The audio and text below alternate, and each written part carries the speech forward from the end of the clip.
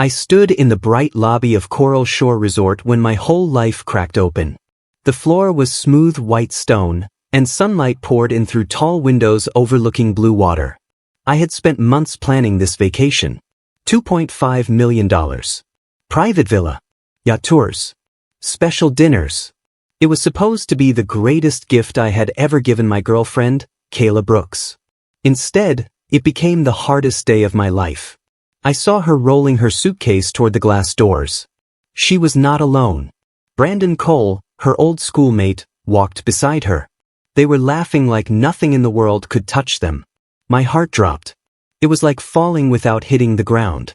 My voice stuck in my throat as I tried to get air. Kayla finally turned. Her eyes were calm in a cold way. "I'm going with him," she said. "You'll understand someday." She said it like she was talking about the weather, not destroying me. The concierge told me our booking had been cancelled but also that the payment was non-refundable. I watched them board the private yacht I paid for. Brandon wrapped his arm around her. She did not look back. My phone buzzed. My return flight had also been cancelled. That was the moment I knew this was planned. The plane ride home felt like forever. My chest hurt like someone had tied a heavy rope around my ribs and kept pulling tighter. It was not just heartbreak. It was humiliation. When I finally turned my phone on, hundreds of notifications exploded across the screen. I opened them without wanting to. There was a video of me standing alone in the resort lobby while Kayla walked away with Brandon. She had posted it herself. Her caption read, "Choosing happiness." People laughed in the comments. Some called me weak. Others said it was my fault for trusting too much. I scrolled until my eyes burned. At home in Harbor City, I sat in my silent apartment and opened my laptop. I began looking through every transfer I made for the trip. It wasn't just flights and rooms. I had wired money to secure vendors, boats, and luxury services. But when I checked the receiving accounts, something was wrong. The money did not go to the travel company. It went to a business called Blue Harbor Consulting. I had never heard of it. I checked again just to be sure. That was when the cold realization spread through me. The betrayal wasn't only emotional. It wasn't only romantic. They had stolen from me. The next morning I met my friend and banker, Olivia Park. We sat in a small glass office. My reflection looked tired and older than yesterday. Olivia typed for a few minutes, then turned the monitor toward me. "Blue Harbor Consulting is a shell company," she said. "No employees. No operations." She clicked again. Another page opened. Brandon Cole's name stared back at me. It felt like the floor dipped. She showed me documents where Kayla appeared to authorize certain wire transfers. But Olivia leaned closer and pointed at small mismatched curves and lines. "These signatures are forged," she said. The room felt smaller. The walls seemed closer. I realized the worst part wasn't the lying or even leaving me for another man. It was that I had been turned into a tool in their hands. Used. Olivia asked if I wanted to report everything right away. My first answer almost came out as yes. But then I remembered the lobby. The video post. The strangers laughing online. Kayla telling me I would understand someday. "No," I said. "Not yet. I want to know everything first." I walked out of the bank into bright sunlight. A new kind of calm filled me. They thought I would break. They didn't know me at all. That afternoon I went to Kayla's apartment. The spare key still worked. The moment I stepped inside, I understood that she had not just left me. She had erased me from her life. Closets hung empty. Drawers were open and bare. Even the small magnets from our trips were gone from the fridge. They had not rushed. They had prepared. That hurt worse than anything else. It meant none of it was sudden. On the floor I found a torn concert ticket and a white card with the bold initials BC Brandon Cole again. His name kept showing up like a stain spreading through everything. I walked into the kitchen. One drawer would not close completely. Something had stopped it from sliding all the way back. I pulled it out carefully. Taped under the wooden panel was a tiny black thumb drive. My heart began beating harder. It was hidden on purpose. Maybe for Brandon. Maybe for Kayla. Maybe as backup. I didn't know. But I did know that whatever was inside could change everything. I went home, shut my door, sat down, and plugged the drive into my laptop with shaking hands. The files opened instantly. There were folders full of emails, voice notes, and screenshots. My name appeared everywhere. I clicked the first email and read slowly. They mocked me. They called me easy to steer, predictable, and useful. They planned the chance meeting at the resort months in advance. They practiced what to say. They planned the lobby video as the public breakup moment. They joked about captions before the real moment even happened. It had all been written like a script. Then I played an audio file. Brandon's voice filled my room. He bragged about getting access to my company shares through me. He talked like I was not a person at all. Just a doorway he could push open. The words should have destroyed me. Strangely, they did not. At the end of the emails, I saw a calendar note. A shareholders meeting was happening in 2 weeks. They planned to use it to force me out of my own company. I closed my eyes, breathed slowly, and felt my fear melt away. I had been shocked, hurt, and humiliated. But I was not finished. The next day, I drove across town to see my mentor, Harold Quinn. He was a retired attorney with sharp eyes that always seemed to see past excuses. His office smelled like coffee and old paper. I sat down and told him everything from the resort lobby to the thumb drive hidden in the drawer. He did not interrupt. He let the whole story come out of me like water finally spilling over the top of a glass. When I finished, my hands were still shaking even though my voice was calm. Harold leaned back and said, "They committed fraud and forgery. You can report this right now." I nodded, but my mind was already moving in another direction. I did not want a loud fight online. I wanted something better. I wanted the full truth to come out where lies could not survive. "I want accountability, not chaos," I said. He nodded again, slower this time, as if weighing my answer. Then we began to plan. Step by step. Quiet. Precise. Powerful. He told me something important before I left. People like Brandon talk too much when they think they've won. Let him speak. He will hand you everything himself. For the first time since the lobby, I felt steady. I was not chasing revenge. I was reclaiming myself. 2 nights later, Brandon threw a rooftop party in Harbor City.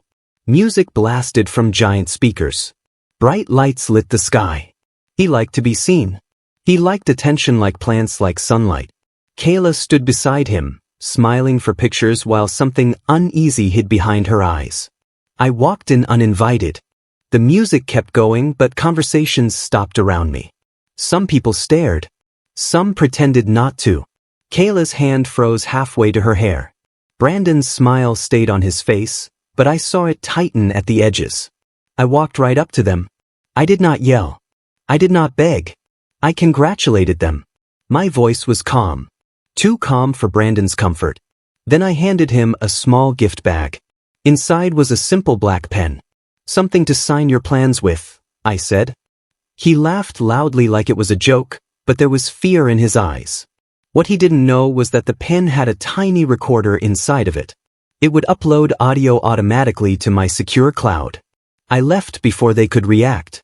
Kayla watched me go with a look I could not fully read. Brandon squeezed the pen like it was proof he was still in control. Soon it would prove the opposite. The following afternoon, my cloud storage began to fill with new audio files. Brandon had used the pen during a long conversation in his office. He tapped it on the desk while talking confidently. He bragged about controlling me. He bragged about the forged signatures and shell accounts. He bragged about bribing one of my board members. He thought he was untouchable. The recorder captured every word. I sat on my couch with my laptop open, listening with headphones. His voice no longer sounded big. It sounded small and loud at the same time. Kayla's voice appeared on the recording too. She sounded less sure now, asking if maybe things had gone too far. Brandon brushed her off. He said control mattered more than feelings. Hearing that, something clicked inside me. I finally understood that none of this had ever been about love for him. I had never been his rival in romance. I had been his target in business. The files uploaded safely, exactly as planned. I copied them 3 times and stored them in separate places. Evidence is quiet, but it is strong. Brandon had given me what Harold said he would. His own confession. The next days were calm on the outside and busy beneath the surface. I did not post a single thing online. I did not argue. I did not defend myself. Instead, I met 2 members of my company board in private. I did not threaten them. I simply played selected parts of the recordings. The first board member's face went pale. He understood immediately how deep Brandon's scheme went. He resigned in writing before the end of our meeting. The second board member shifted uncomfortably in his chair and then quietly switched sides back to me. Not because he liked me, but because he saw the truth. Loyalty looks real until pressure is applied. Pressure shows what is real and what is pretend. Meanwhile, Brandon and Kayla continued posting pictures of beaches and drinks. They had no idea how quickly the ground beneath them was weakening. They still thought they were ahead of everything. An emergency board meeting was called. The notice went out to every member. Kayla received it while smiling in a photo. Her fingers tightened around her phone. Brandon told her everything was handled. He had no idea nothing was handled anymore. That night Kayla called me. For a long second I almost ignored the call. Then I answered. Her voice sounded fragile, like thin glass. She asked to meet in person. I agreed. We met at a small coffee shop near the harbor. Boats rocked slowly outside like they were breathing with the tide. Kayla looked different. Less proud. More real. She started talking fast about mistakes and confusion. She talked about how she didn't mean to hurt me this badly and how things had just happened. I listened without saving her from the silence between sentences. Then I asked one question. When did you start planning this? She went quiet. Her eyes shifted. I already knew the answer. I slid printed emails across the table. Her face changed as she read them. The color drained from her cheeks. Her hands shook. She finally whispered, Brandon said you would fall apart. I didn't, I said. I stood up. She looked like she wanted to reach for me, but she didn't move. I walked out of the coffee shop and didn't look back through the window. That was the first time she realized I was no longer the broken person in this story. I was the one writing the next part. The next step took me back to the place where everything started, even though I wasn't there in person yet.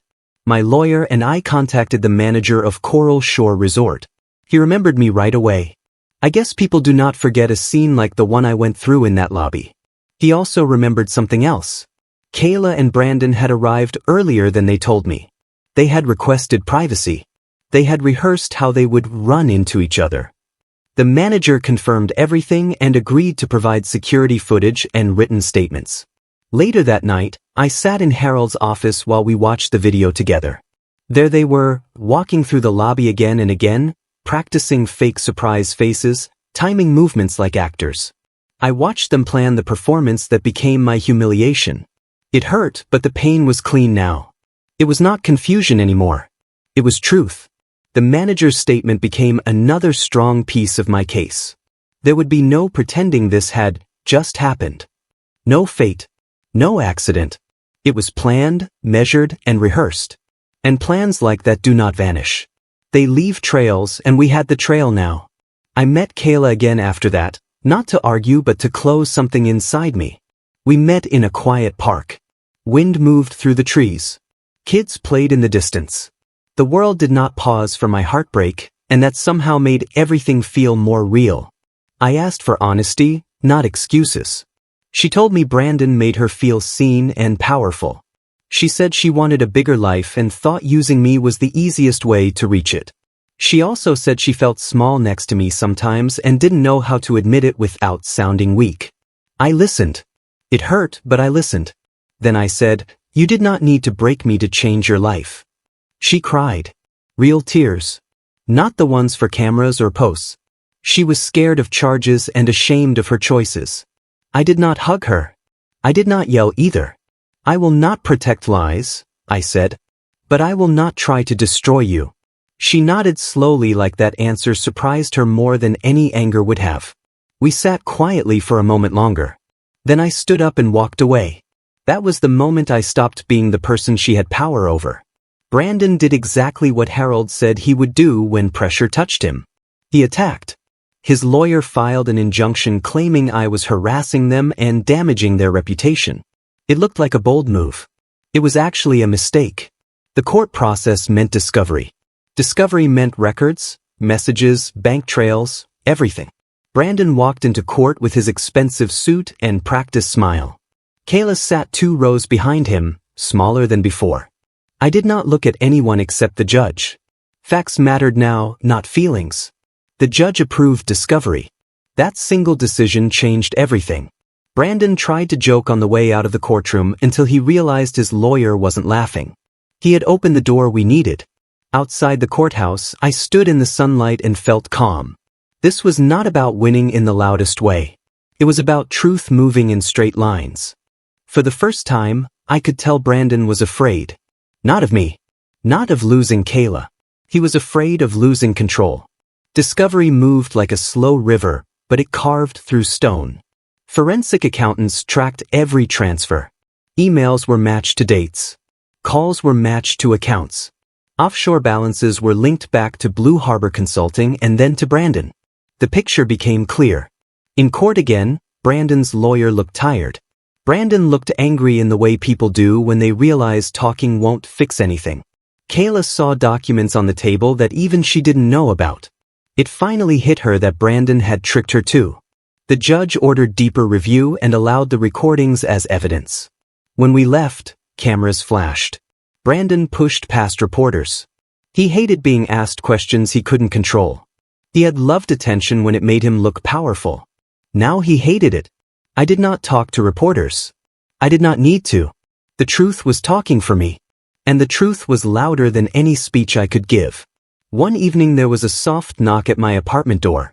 I opened it and found Kayla standing there, clutching her coat even though it wasn't cold. Her eyes were red and swollen. She said Brandon had yelled at her after the last hearing. He blamed her for everything. He called her names. He told her she was replaceable. The mask had finally fallen off in front of her too. He never loved me, she said quietly. He loved winning. I believed her. She apologized again, not to get me back but to free herself from the weight of it. I told her I forgave her, but forgiveness did not mean going back. It meant I was choosing not to carry the bitterness anymore. She nodded. Tears slipped down her face. She said she would cooperate fully and try to rebuild her life honestly, even if it took years. After she left, I sat alone for a long time. I expected to feel victory. I didn't. I just felt tired and lighter at the same time. But the story wasn't finished yet. The biggest turns were still ahead. The news broke fast after that. Reporters picked up small pieces first, then bigger ones. Articles appeared about forged signatures, fake companies, and missing funds. Blue Harbor Consulting was no longer a quiet shell. It was a headline. Clients started stepping away from Brandon. Deals he bragged about disappeared overnight. For the first time, he could not talk himself out of a problem. He panicked. He did interviews where he smiled too hard and said too little. Then he blamed Kayla.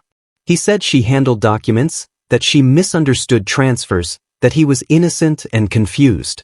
That lie finally pushed her to act. Kayla went to investigators and told everything she knew. She gave real messages, real timelines, and real roles. I sent her a good lawyer's number. Not to erase consequences, but to protect her from being blamed for crimes she did not design. People were shocked that I helped her at all. They expected me to hate her forever. They did not understand. Hate is heavy. I had carried enough weight already. I stayed quiet online and focused on facts. The storm he created had finally turned around. This time he was at the center of it, not me. The emergency board meeting felt like the air itself was holding its breath. We sat around the long glass table. City lights glowed through the tall windows. Brandon entered with his old confident walk, but it wavered slightly like his feet no longer trusted the ground. He tried to smile at me. I didn't smile back. The chairman reviewed the findings. Audio recordings. Bank trails. Bribery of a board member. False transfer authorizations. Everything was laid out slowly, piece by piece. Brandon tried to interrupt. He tried charm first. Then anger.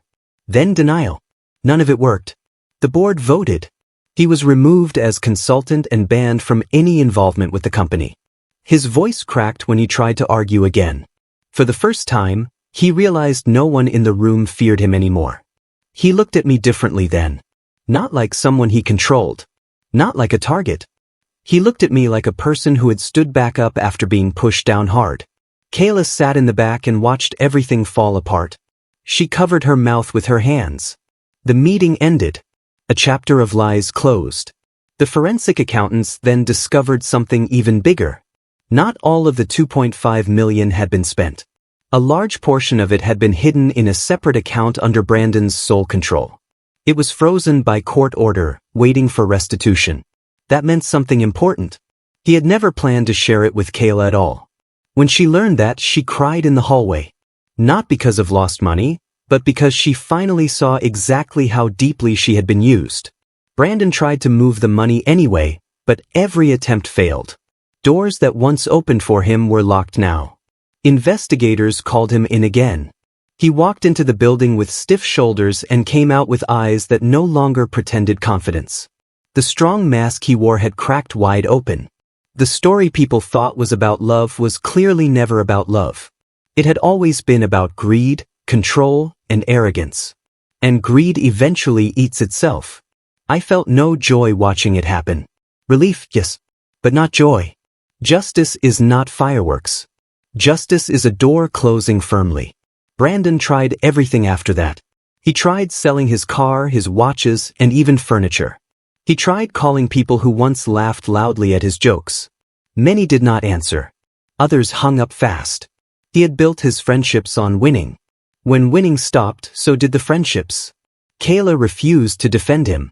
She kept working with investigators and accepted her share of responsibility. Without lies to stand on, Brandon finally had to face himself. He hated that more than anything. Meanwhile, I returned to rebuilding my own life. I spent more time at work, more time with people who truly cared about me, and more time alone in quiet rooms where my thoughts were finally calm instead of loud and painful. The anger inside me shrank day by day. It did not vanish, but it no longer ruled me. The case moved forward. Courtrooms replaced resort beaches. Statements replaced speeches. And slowly, piece by piece, truth finished its slow work. Even after everything that had happened, I had one last fight that did not involve Brandon or Kayla. It was inside me. A part of me still wanted loud revenge. Another part wanted to shut down and trust no one ever again. Harold and I talked again. He said something that stayed with me. Pain will try to turn you into something you are not. Decide now who you want to be. I went home that night and sat in the dark with the window open. Cool air filled the room. I thought about the lobby, the yacht pulling away, the comments, the lies, the court, and the truth. Then I thought about the person I wanted to become after all of it. I did not want bitterness to be my permanent companion. I did not want to live my life chasing revenge. So I chose something different. My next move would not be about destroying them. It would be about proving that they did not control my future, my heart, or my story. And that choice changed everything that followed. A few weeks later, I stood behind a small podium at a press conference. Cameras pointed at me like bright eyes. Reporters waited for something dramatic. My hands were steady. My heart was steady too. I spoke clearly about what happened. I explained the fraud, the forged signatures, the shell company, and the truth discovered in court. I did not insult anyone. I did not yell. I did not call Kayla names. I focused on facts and lessons. Trust is not weakness, I said. But using trust to hurt others is. People in the room grew quiet. They had expected anger. They heard strength instead. Somewhere across the city, I knew Brandon was watching on television. He once said control mattered more than feelings. Now he had neither. He could not control the story anymore. The truth had taken that from him. After the conference, I walked outside into fresh air. The sky looked wide and open, not heavy like before. For the first time, I felt free from the need to prove anything to anyone. I was not the broken man in the lobby anymore. I was someone rebuilt. And my next move was already forming in my mind. Kayla asked to see me one last time. We met near the ocean. The late afternoon light turned the water gold. Waves rolled in and pulled back again, steady and calm, like breathing. She looked nervous but stronger than before. She told me she was starting over. Real job. Real work. Counseling. No shortcuts. No games. She apologized again, not to get me back but because it was right. I could hear the honesty this time. It didn't come with excuses. I told her I forgave her. Forgiveness did not erase what happened or mean we belonged together. It meant I refused to carry poison in my heart anymore. I explained that clearly. She nodded through tears. We both knew our story had ended long before this meeting. We sat quietly for a while without speaking. Sometimes silence is the truest language. Then she stood up and walked one way along the shore, and I walked the other way. The past stayed behind us. The future was finally mine again, not shaped by betrayal or anger, but by choice. The investigators finished their work. Court moved forward. Brandon faced the charges he thought he would never face. Fraud, forgery, conspiracy. Courtrooms are not like movies. There are no loud speeches or dramatic music. Just facts, documents, and decisions. He tried to charm the room out of habit, but charm has no power in front of written evidence. The judge ordered restitution. The frozen funds would be used to return what was taken. Brandon finally had to stand still and face consequences instead of running ahead of them. Kayla avoided prison because she cooperated fully and repaid what she gained. She still had a long road back, but it was honest now. When the final paperwork was signed, I walked outside and breathed deeply. For the first time, the story was not chasing me anymore. It was finished. It belonged to the past. The resort lobby, the yacht, the comments, the recordings, the courtrooms, all of it had led here. Not to revenge. To closure. And closure is stronger than revenge could ever be. People kept asking what I did next. They expected something dramatic, like a final blow or some public humiliation for Brandon. They were ready for noise. Instead, I chose something quiet and surprising. I used the recovered money to create a grant in Harbor City. It helped students and families who were hurt by scams or financial abuse. People who lost everything because they trusted the wrong person get a second chance. That was my next move. Not hate. Not fire. Not a plan to hurt back. A plan to help forward. When the grant was announced, people were stunned. Even Brandon heard about it. He could not understand why I would choose kindness after everything. But this was never about him anymore. It was about who I wanted to be when the story ended. I refused to let pain turn me into someone I was not. My strength was not in breaking others. It was in rebuilding myself. Months later, I returned to Coral Shore Resort. Same white floors. Same tall glass windows. Same ocean smell of salt and lemon polish. But everything felt different because I was different. I checked in under my own name, with my own money, without fear. I walked to the same spot in the lobby where Kayla once told me she was leaving with Brandon. I remembered the pain, but it no longer cut into me. It was like touching an old scar. It existed, but it did not control me. I stepped onto the balcony of my room and looked at the wide blue water. Waves rolled in and out just like life does. You lose. You hurt. You grow. You stand again. My next move had truly stunned them because it did not come from anger. It came from strength with heart. From choosing character instead of revenge. I did not get the life I planned. I got the life I built after everything fell apart. And that life was mine.